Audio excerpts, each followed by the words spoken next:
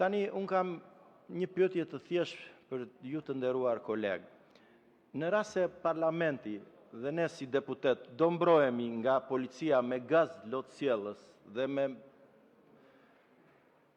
instrumenta të tjera policeske, atëre a e kuptojmë ne që si ligjvënës ne jemi të dështuar, kjo legjislaturë është e dështuar, ky sistem që ne kemi ndërtuar është i dështuar?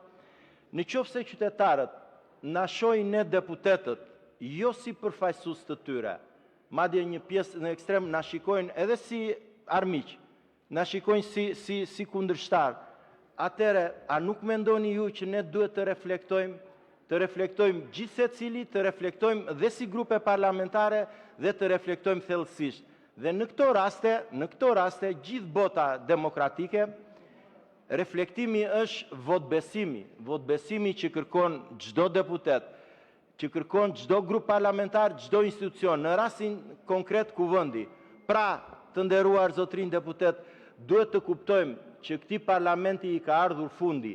I ka ardhur fundi dhe detyra jonë si shtetar, detyra jonë si përfaqësues të popullit është që të përgatisim kushtet për zgjedhjet e reja parlamentare, zgjedhje të cilat do na kalojnë në sy të gjithë. Dhe për këtë gjë, ne duhet të plotësojmë të dy kërkesat e opozitës, dy kërkesat më urgjente.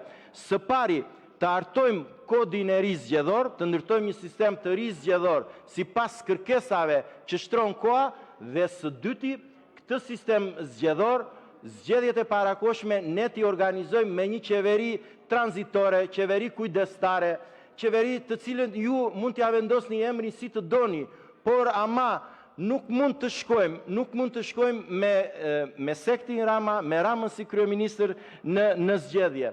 Të dashur deputet, në këto raste njeriu vë në balancë ndërgjegjen, vë karakterin, vë karrierën e tij për sot dhe për nesër.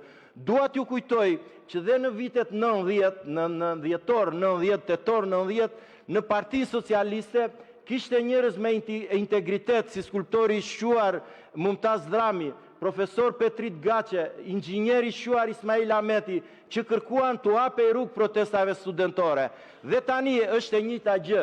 Duhet të kuptoni që janë tre faktorë. Është PS-ja, PD-ja dhe më i rëndi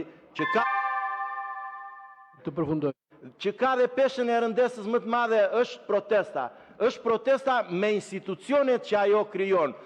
Po ju përcjell një thënie të një studiusi, politologu, Francis Fukuyama, në librin e tij Ndërtimi i shtetit, fjalinë e parë ka: ndërtimi i shtetit është forcimi i institucioneve ekzistuese dhe krijimi i atyre institucioneve të reja. Protesta po lind, po krijon dhe po forcon institucione të reja. Të dëgjojmë zërin e tyre, të zbatojmë zërin e tyre. Ju falemnderit. Zoti Koreshi dhe zoti Alizoti dhe vijoj me